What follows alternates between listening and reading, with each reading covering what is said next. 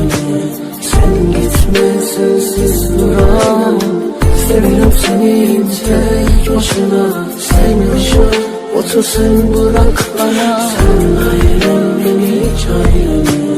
Sen gitme sensiz duramam. Seviyorum seni tek başına.